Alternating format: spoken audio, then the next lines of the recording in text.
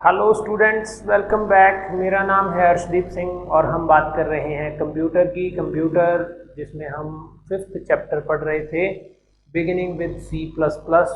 उसका एक पार्ट हम ऑलरेडी कर चुके हैं, सेकंड पार्ट पे हम आ चुके हैं। आई होप आपको फर्स्ट पार्ट की सारी मेमोरीज, सारी स्टोरीज, सारे स्क्रीनशॉट याद होंगे। अभी तक वो स्क्रीनशॉट धुंधले नहीं हुए होंगे। तो हम स्टार्ट करते हैं with our fix step, that is computer 100। ये डेली याद करवाऊंगा आपको, 100 में से 100 लेना है। तो अभी हम बात करते हैं कि हमने लास्ट लेक्चर में क्या कुछ किया था। लास्ट लेक्चर में हमने beginning with C plus plus पढ़ा था, जिसमें हमने सी प्लस प्लस की बेसिक चीज़ें पढ़ी थी। हमने पहले पढ़ा था कि लैंग्वेज क्या होती है, सी लैंग्वेज क्या है, सी से सी प्लस प्लस में क्या क्या फ़र्क है। एक OOP की बात हुई थी, मेरे पास फंक्शन है, आइडेंटिफायर है, कीवर्ड है, तुम्हारे पास क्या है, मेरे पास ऑब्जेक्ट ओरिएंटेड प्रोग्रामिंग है। तो ये हमने कर लिया था। अगर आपने नहीं पढ़ा है ढंग से तो प्रीवियस वीडियो देख के आइए। फिर इस पे हम स्टार्ट करते हैं। तो हमारा जो एंडिंग मोमेंट था, जो लास्ट सेशन का लास्ट पॉइंट था, वो एक प्रोग्राम था।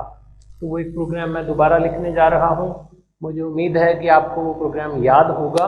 तो आप साथ साथ देखते रहना कि मैं क्या लिखने वाला हूँ, गैस करते रहना कि मैं क्या लिखने वाला हूँ। अगर मैं कुछ गलती करूँ तो आप मेरे को तुरंत से बता देना। Hash include IO stream .h। .h कुछ बुक्स में नहीं लगा हुआ, हम .h के साथ करेंगे क्योंकि हम टर्बो सी के अंदर कर रहे हैं। टर्बो सी के अंदर .h लगाना पड़ता है। Hash include conio.h। conio.h किस लिए लगा रहे हैं, conio.h बाद में बताता हूँ किस लिए लगा रहे हैं। इसके बाद में हमने लिखा हुआ था यूजिंग नेम स्पेस std। उसके बाद में हमने लिखा हुआ था void main। सारी कहानी क्लियर करूंगा, void क्यों लिखा, int main क्यों नहीं लिखा। यहाँ पे हम एक चीज लिख सकते हैं, CLRSCR। ये कल नहीं लिखा था, कंफ्यूज मत हो जाना, ये बता दूंगा क्यों लिखा है। See out this is my first. Actually यही आप दोबारा लिख रहे हो, ऐसे मत कह देना ये सेकंड प्रोग्राम है। This is my first program. यह हमारा क्या है, प्रथम प्रोग्राम है। इसके बाद में एक और चीज लिखते हैं, गेट ch, एंड इसको क्लोज कर देते हैं। अब बात करते हैं इस चैप्टर के अंदर इस प्रोग्राम के बारे में। इस प्रोग्राम का मतलब क्या है, इसका आउटपुट क्या आएगा। आउटपुट मैं इसका सीधा सीधा यहाँ पे लिख देता हूँ। It's output will be this is my first programme.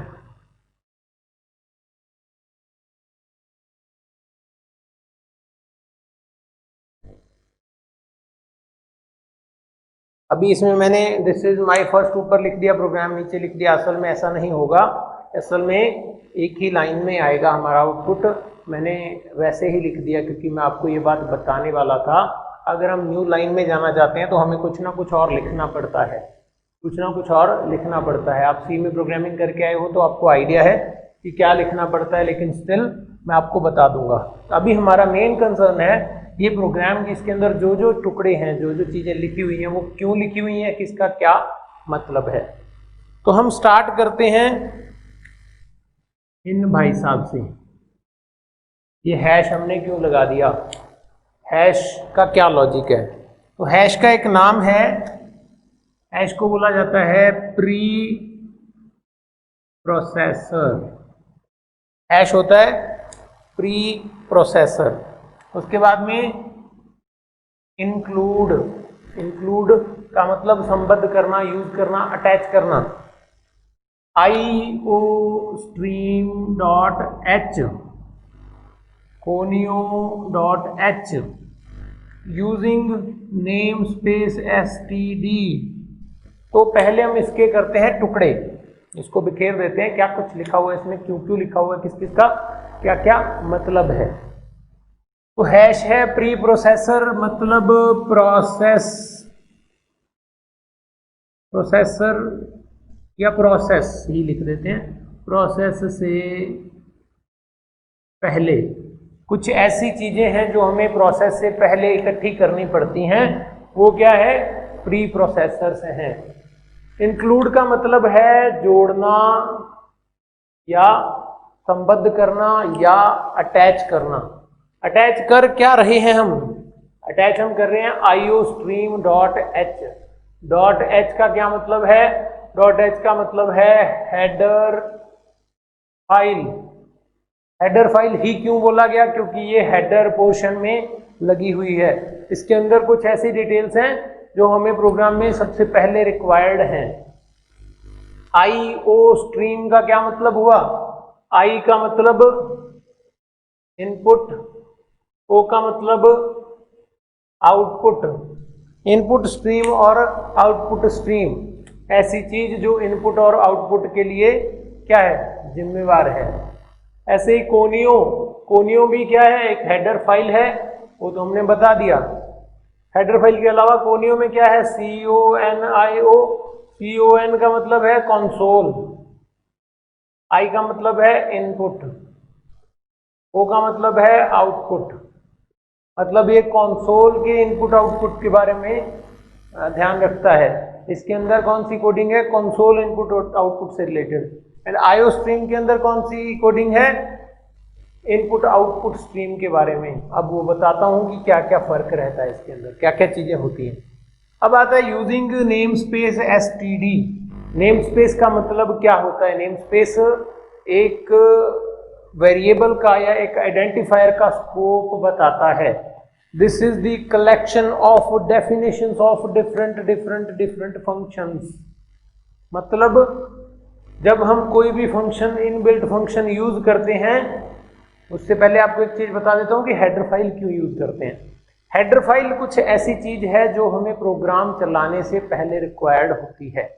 मतलब हेडर फाइल एक ऐसी लाइब्रेरी है, मान लो आज मैंने आपको कोई टॉपिक करवाना है, तो उस टॉपिक के अंदर यूज होने वाली सारी किताबें मैं लाइब्रेरी से लाके मेरे पास रख लेता हूं, ताकि मेरे को नीड हो, मेरे को जरूरत हो तो मैं क्या कर सकूं, मैं उस लाइब्रेरी में से कुछ हेल्प ले सकूं।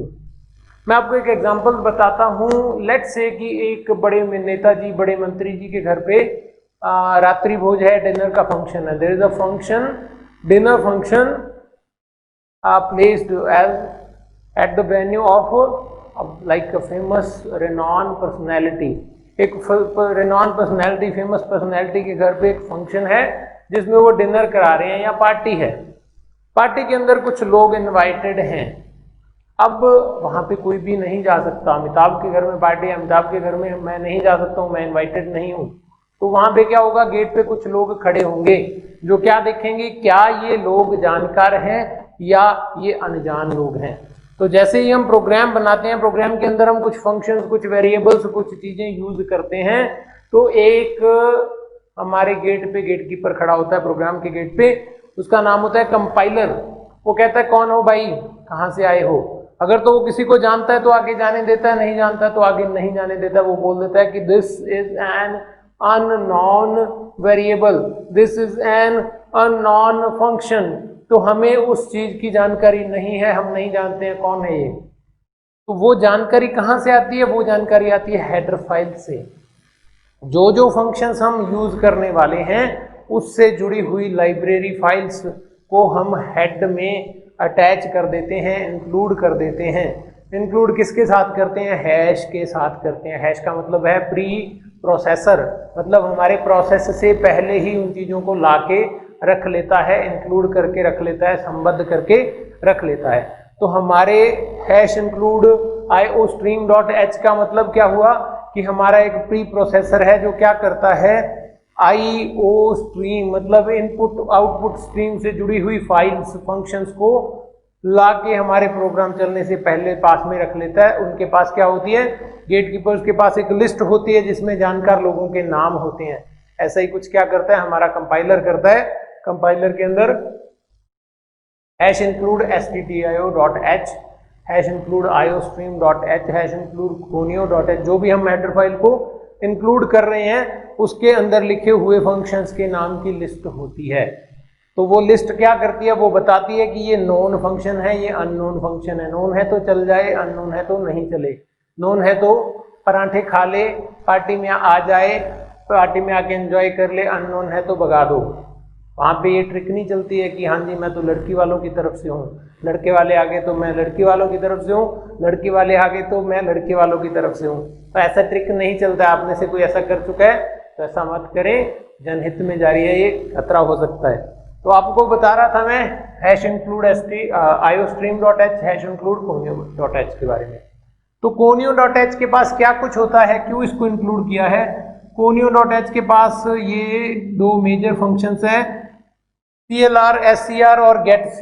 CLR SCR का मतलब है क्लियर स्क्रीन। क्लियर स्क्रीन का काम क्या होता है, हमारा प्रोग्राम चलता है, जब हमारे प्रोग्राम का आउटपुट आता है तो उससे पहले अगर कोई प्रीवियस स्क्रीन है, कोई पिछला आउटपुट है, तो उसको ये साफ कर देता है, क्लीन कर देता है। getch का क्या मतलब है, क्या काम होता है। getch का काम होता है कि जब तक मेरा आउटपुट डिस्प्ले हो रहा है स्क्रीन पे, मेरा आउटपुट स्क्रीन पे डिस्प्ले हो रहा है, जब तक मैं कोई की प्रेस नहीं कर देता तब तक वो आउटपुट मेरी स्क्रीन पर ही रहे। getch का मतलब है गेट कैरेक्टर। मोस्टली हम देखते हैं जब हमारा प्रोग्राम सिस्टम चलता है, ऑन होता है, तो कई बार लिखा आता है प्रेस एनी की। अब एक मेरा दोस्त है वो हमेशा ढूंढता रहता है, भाई एनी की कौन सी है, कौन सी दबानी होती है। एनी की मेरे को तो मिली नहीं, मैंने सारी ढूंढ ली, Q लिखा हुआ था, A लिखा हुआ था, Z लिखा हुआ था, एनी कहीं नहीं लिखा हुआ था। उसको ये नहीं पता एनी की का मतलब कोई भी की। तो इसमें भी यही सीन होता है कि जब तक कोई भी कुंजी, कोई भी की दबा नहीं दी जाती है तब तक क्या होता है, तब तक मेरा आउटपुट स्क्रीन पर रुका ही रहता है। जब कोई स्क्रीन पे, जब कोई कीबोर्ड की प्रेस कर दी जाती है तब वो आउटपुट चला जाता है। तो हम अपना आउटपुट देखना चाहते हैं तो हम getch लिख देते हैं। अगर मैं इन दो फंक्शंस को यूज करना चाहता हूं तो मेरे को क्या लिखना पड़ेगा, मेरे को ये वाली हेडर फाइल लगानी पड़ेगी। अगर मैं अपने इन दो दोस्तों को पार्टी में इनवाइट करना चाहता हूं तो मेरे को लिस्ट के अंदर ये नाम लिख के देना पड़ेगा। ये बताना पड़ेगा कि भाई कोनियो भाई को जानकार हूँ, मेरा कोनियो भाई है उसका जानकार हूँ, मेरे को पार्टी से बाहर नहीं निकाल सकते हो। तो ये है कहानी conio.h की। iostream के अंदर क्या होता है, iostream के अंदर होते हैं input and output streams. Input stream होती है सी इन, आउटपुट स्ट्रीम होती है सी आउट, जो हमारी स्क्रीन पर आउटपुट को छापती है। सी इन क्या करती है, वेरिएबल में इनपुट लेती है, वैल्यू को स्टोर करती है। तो ये इनकी डिटेल हम फर्दर पढ़ेंगे। नेम स्पेस क्या होता है, नेम स्पेस होता है स्कोप ऑफ आइडेंटिफायर।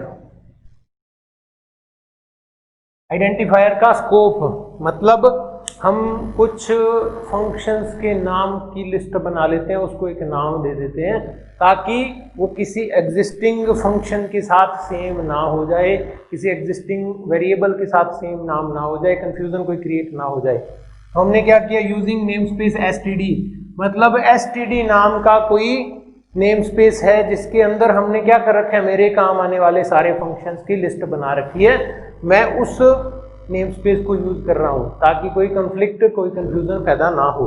तो ये नेम स्पेस का काम होता है। यूजिंग नेम स्पेस std ऐसे लिखते हैं हम, इसको हम लिखते ग्लोबली हैं, लोकल नहीं लिखते, मतलब मेन से पहले लिखेंगे, मेन फंक्शन के अंदर नहीं लिखेंगे। मेन के अंदर आ गया, जो चीजें यहाँ पे आ गई ये क्या होंगी, मेन का लोकल एरिया, और जो मेन के बाहर है वो क्या, मेन के लिए ग्लोबल एरिया। तो ये मेन से पहले आने वाला ग्लोबल होता है, तो नेम स्पेस को ग्लोबली डिक्लेयर किया जाता है। अब इसमें और क्या बचा है, और कुछ नहीं बचा है मेरे ख्याल से, सारा कुछ हो चुका है। जो हम सी आउट के अंदर लिखते हैं, सी आउट का एक स्पेसिफिक फॉर्मेट है, जैसे कि सी के अंदर होता था प्रिंट एफ, वैसा ही कुछ सी आउट का फॉर्मेट है। सी आउट में हम अपना आउटपुट में लिखने वाली लाइन लिख देते हैं, वो हमारी स्क्रीन पे प्रिंट हो जाती है। तो ये हमारी कहानी है इस प्रोग्राम की। इस प्रोग्राम से जुड़े हुए और भी तथ्य हैं जिन पे हम विचार करेंगे। C++ के प्रोग्राम के कुछ गुण हैं, उन पे विचार करेंगे। अभी के लिए इसका स्क्रीनशॉट छाप दो दिमाग में।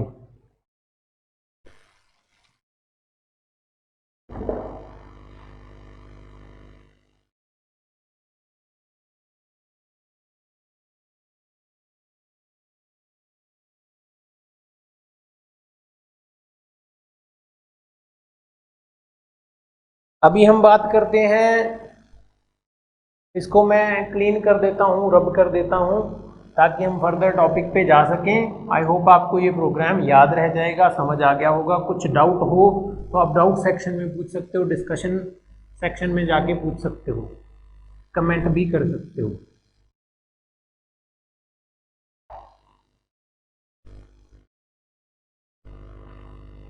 नेक्स्ट टॉपिक है हमारा C++ प्रोग्राम की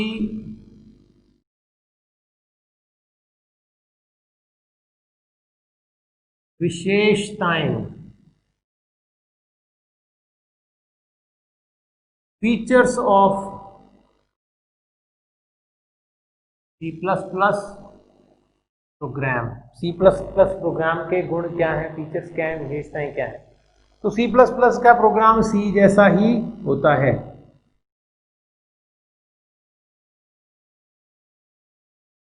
सबसे पहली चीज तो इसके अंदर है कि C++ के प्रोग्राम C जैसे ही होते हैं। C++ के अंदर C++ में फंक्शंस होते हैं। C++ के अंदर फंक्शंस होते हैं।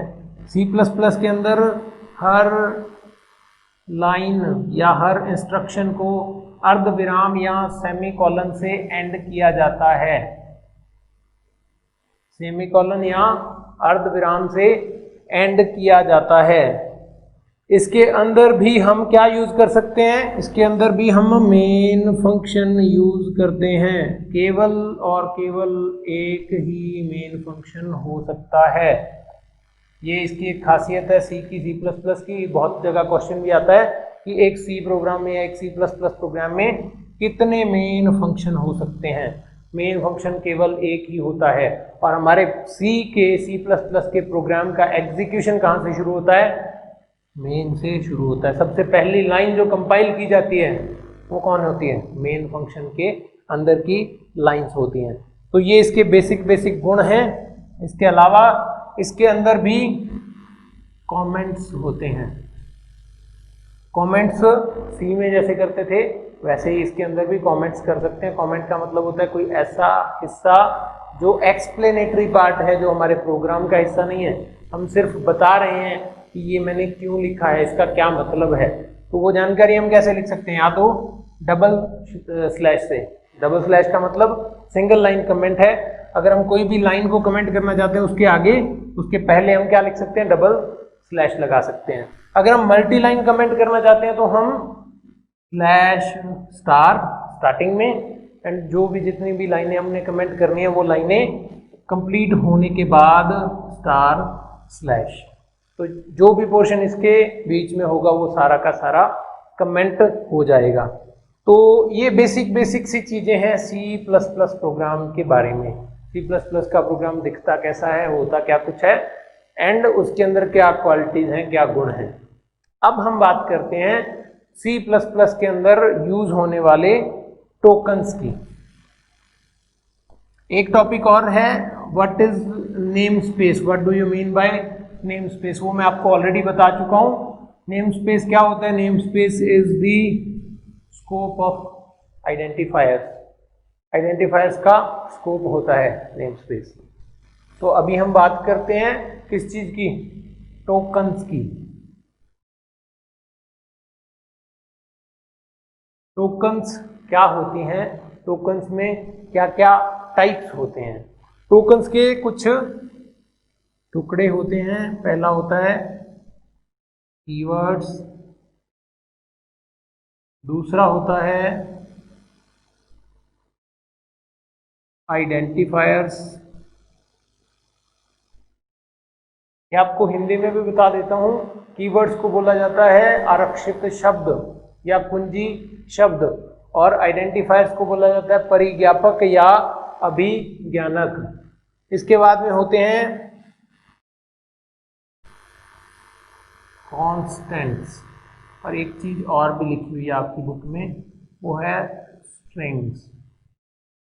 तो एक बार हम ब्रॉडली डिस्कस क्या करेंगे, कीवर्ड्स क्या होते हैं, आरक्षित शब्द, कुछ ऐसे शब्द जो पहले से रिजर्व्ड हैं, रिजर्व वर्ड्स, ऐसे शब्द जिनका नाम और काम पहले से ही घोषित है, पहले से ही डिफाइंड है, पहले से ही निश्चित है कि इसका ये नाम है, ये काम है, उसको हम बदल नहीं सकते, वो होते हैं आरक्षित शब्द।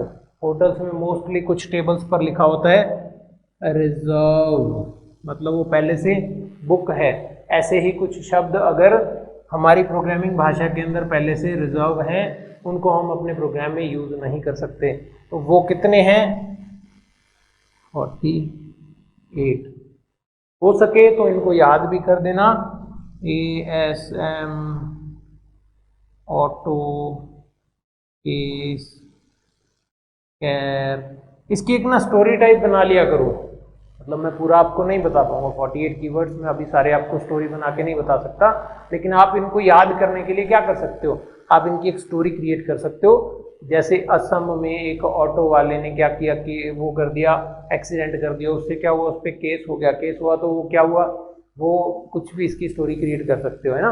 तो इस तरह की आप एक स्टोरी बना लोगे तो आप कभी वो भूलने वाले नहीं हो, वो आपको हमेशा याद रहेगा। तो 48 के 48 कीवर्ड्स आपको याद हो जाएं, अच्छी बात है, इनका पता रहेगा आपको कि कौन कौन से शब्द आरक्षित हैं। उसके बाद में आता है आइडेंटिफायर्स, इसको हिंदी में बोला जाता है अभिज्ञानक या परिज्ञापक। अभिज्ञानक या परिज्ञापक हमने सी में भी पढ़े थे। इसकी परिभाषा होती है ऐसे नाम किसके, या फंक्शन का नाम या वेरिएबल का नाम, कौन से ऐसे नाम जो यूजर द्वारा दिए जाते हैं। ऐसे नाम, किसी फंक्शन का नाम, किसी वेरिएबल का नाम जो यूजर प्रोवाइड करता है, उसको क्या बोला जाता है, अभिज्ञानक या आइडेंटिफायर। इसमें क्या ऐड हो गया, क्लास, छोटी बहन है, इसके पास नया फीचर है क्लास। तो ऐसे नाम किस किस चीज के, या फंक्शंस के, या वेरिएबल्स के, या क्लासेस के, जो कि यूजर द्वारा घोषित किए जाते हैं, उनको क्या बोला जाता है, आइडेंटिफायर्स या अभिज्ञानक या परिज्ञापक बोला जाता है। कॉन्स्टेंट्स क्या होते हैं, कॉन्स्टेंट कुछ ऐसी चीज, कुछ ऐसे शब्द नहीं कह सकते, कुछ ऐसी वैल्यूज जो पूरे प्रोग्राम में सेम रहती हैं, बदली नहीं जा सकती, जिनका मान स्थिर हो, जिनकी वैल्यू स्टेबल हो, चेंजेबल ना हो। स्ट्रिंग्स क्या होती हैं, स्ट्रिंग होता है कलेक्शन ऑफ कैरेक्टर्स कह सकते हैं, कलेक्शन ऑफ कैरेक्टर्स।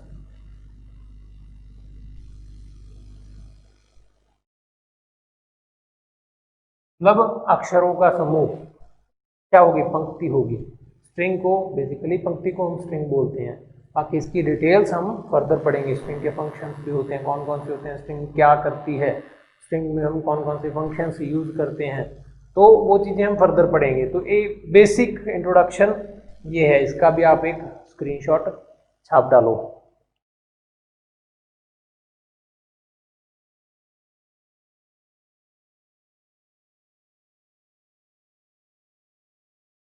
अब एक लास्ट चीज करते हैं हम आज के लिए, एंड फर्दर हम जो भी चीज़ें बच जाएंगी वो हम कल के सेशन में, कमिंग सेशन में करेंगे। लास्ट चीज क्या है कि C++ के प्रोग्राम को लिंक या कंपाइल कैसे किया जाता है, हाउ टू लिंक और compile a C++ program, linking और कंपाइलिंग, लिंकिंग और कंपाइलिंग। अब आपको एक चीज पता होगी शायद से, क्योंकि आप सी पढ़ के आए हो, सी और C++ के पास क्या होता है, एक ट्रांसलेटर होता है जो क्या करता है, हमारे मशीन कोड को, हमारे हाई लेवल लैंग्वेज कोड को मशीन कोड में बदल देता है। अब आपको एक स्टोरी और बता देता हूँ। हमारे मोदी जी चाइना में गए, उन्होंने बात करनी थी चाइनीज़ लोगों के साथ। चाइना के साथ हमारे संबंध कैसे हैं, गए नहीं गए ये बात अलग है, मैं आपको एक स्टोरी बता रहा हूँ। आप रशिया भेज दो, कोई इशू नहीं है। रशिया के लोगों के साथ बात करनी है मोदी जी ने, बात क्या करनी है, उनको संबोधित करना है। संबोधित करने के लिए या तो मोदी जी क्या करें, रशियन भाषा सीखें, या फिर क्या कर सकते हैं, एक ट्रांसलेटर साथ ले जा सकते हैं। इधर मोदी जी बोलना शुरू कर रहे हैं कि भाइयों और बहनों ऐसा है वैसा है, जो भी बातें वो करते हैं। मेरा मकसद किसी का मजाक उड़ाना नहीं है, मैं आपको एग्जांपल दे रहा हूँ। तो मोदी जी ने एक सेंटेंस बोला, वही सेंटेंस क्या किया, एक ट्रांसलेटर ने ट्रांसलेट कर दिया। या तो ये हो सकता है, या फिर मोदी जी ने अपनी स्पीच दे दी और ट्रांसलेटर ने पूरी की पूरी स्पीच को ट्रांसलेट कर दिया।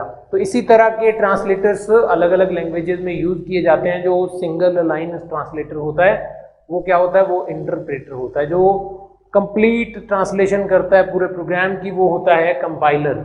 और सी और C++ के अंदर क्या होता है, कंपाइलर यूज होता है। कंपाइलर क्या करता है, पहरेदारी करता है हमारे गेट की। मैं आपको पहले बता चुका हूँ, कंपाइलर पहले ही चेक करके बता देता है कौन कौन इस प्रोग्राम में जानकार है, कौन कौन अनजान है। Which variables are known, which are unknown, which functions are known, which are unknown. So basically the compiler is a translator which is used to translate our high level or middle level language code, English language code to a machine language replica, machine language code. तो इसका काम क्या होता है, compiler का machine language में बदलना। तो जब हम किसी प्रोग्राम को कंपाइल करते हैं और चलाते हैं तो एक प्रोग्राम के कई नाम बन जाते हैं। मान लो हमारे प्रोग्राम का नाम है a.cpp, ये मैं आपको कल बता चुका हूँ। जैसे हम C में सेव करते थे किसी प्रोग्राम को a.c से, तो C++ में हम कैसे करेंगे, a.cpp से। तो जब हम इसको कंपाइल और लिंक करते हैं तो a.o और कौन सी फाइल बनती है, a.o, और एक फाइल और बनती है, वो होती है a.obj। ये क्या करता है, a.o बनाता है। जब भी हम किसी प्रोग्राम को कंपाइल करते हैं तो वो a.cpp क्या बनाता है, a.o बनाता है, प्लस a.out नाम की एक फाइल बनाता है।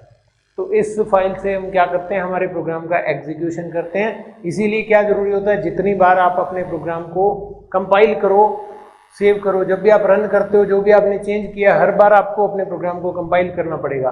क्योंकि नहीं तो क्या होगा, आपके मेमोरी के अंदर प्रीवियस प्रोग्राम को कंपाइल करने के बाद जो मिडल फाइल बनी है वो स्टोर पड़ी होती है, और जब अपने एग्जीक्यूट करते हैं तो वो उसी का एग्जीक्यूशन दिखा देता है। तो हमारा जो रिसेंट चेंज है वो उसमें दिखता नहीं है। तो अगर आप वो रिसेंट चेंज देखना चाहते हो तो हर बार आपको प्रोग्राम को सेव करना पड़ेगा, फिर कंपाइल करना पड़ेगा, फिर रन करना पड़ेगा। तो ये बेसिक कहानी है। कंपाइल और लिंक अलग अलग ऑपरेटिंग सिस्टम में अलग अलग तरीके से किया जा सकता है। इसमें जो मेन क्वेश्चन बन सकता है कभी बने तो वो है कि लिनक्स में C++ के प्रोग्राम को कंपाइल और लिंक कैसे किया जा सकता है। तो उसका आंसर है, एक ही कमांड है G++। G++ कमांड का यूज किया जाता है किसी प्रोग्राम को कंपाइल या लिंक करने के लिए। G++ a.cpp अगर हम लिख के एंटर कर दें तो क्या हो जाएगा, ये प्रोग्राम कंपाइल एंड लिंक हो जाएगा। अगर इसी को विंडोज ऑपरेटिंग सिस्टम में करना हो तो हम कैसे कंपाइल एंड लिंक कर सकते हैं। हमारे पास ऑप्शन सारे होते हैं, फाइल, एडिट, वो सारे। वहाँ पे एक डायरेक्ट ऑप्शन आ रहा होता है कंपाइल, या फिर हमारे पास कुछ शॉर्टकट कीज होती हैं। वो कौन कौन सी होती हैं, कंट्रोल F9, ऑल्ट F9, कौन सी होती हैं, किस काम के लिए कौन सी यूज होती है, ये मैं आपको प्रैक्टिकल के टाइम पे बताऊंगा। अभी के लिए विंडोज के अंदर क्या हो सकते हैं, या तो हम शॉर्टकट कीज यूज कर सकते हैं, या फिर हमारा पैनल यूज कर सकते हैं जिसमें हमारा file and edit and compile and run वो सारे मेन्यूज आ रहे होते हैं। अगर हम DOS डिस्क ऑपरेटिंग सिस्टम में करते हैं तो डिस्क ऑपरेटिंग सिस्टम में हमारे पास कुछ स्पेसिफिक पैटर्न्स होते हैं, कुछ स्पेसिफिक स्टाइल्स होते हैं, जिसमें जैसे मैं आपको बता रहा हूँ फाइल या एडिट, वो सारी चीज़ें किस में होती हैं। जैसे हम टर्बो C यूज़ करते हैं तो हमारे पास एक ब्लू स्क्रीन आती है, तो ब्लू स्क्रीन के ऊपर वो सारे फीचर्स आ रहे होते हैं, और हमारा आउटपुट कहाँ पे शो होता है, एक ब्लैक स्क्रीन पे आउटपुट हमारा शो होता है। तो ये हमारे कंपाइलिंग एंड लिंकिंग के डिस्कशन थी। इससे नेक्स्ट जो टॉपिक है वो है हमारा डेटा टाइप्स, एंड इसके साथ ही जुड़ा हुआ एक है टाइप कन्वर्जन। टाइप कन्वर्जन को टाइप कास्टिंग भी बोला जाता है, एक टाइप से दूसरे टाइप में बदलना, the process to convert the types of data. तो वो क्या है, डेटा टाइप कहलाता है। अलग अलग प्रकार के डेटा के बारे में हम डिस्कशन करेंगे। तो कल हम क्या पढ़ने वाले हैं, data types and type casting. ये हमारे कल के लेक्चर का प्री कैप हो गया। और आज के लेक्चर का रिकैप क्या है कि आज हमने पढ़ा है बेसिक हमारे प्रोग्राम का क्या क्या पार्ट्स होते हैं, नेम स्पेस क्या होता है, इंक्लूड फाइल्स क्या होती हैं, हैश का क्या काम है, और कहाँ हेडर फाइल्स होती हैं, क्यों यूज़ करते हैं, किस किस चीज़ का क्या क्या सिनेरियो है, क्या क्या मतलब है। तो ये हम ओवरऑल समझ चुके हैं। उसके बाद में हमने टोकन्स के बारे में पढ़ा, कौन कौन सी टोकन्स होती हैं। फिर हमने पढ़ा कंपाइलिंग एंड लिंकिंग के बारे में।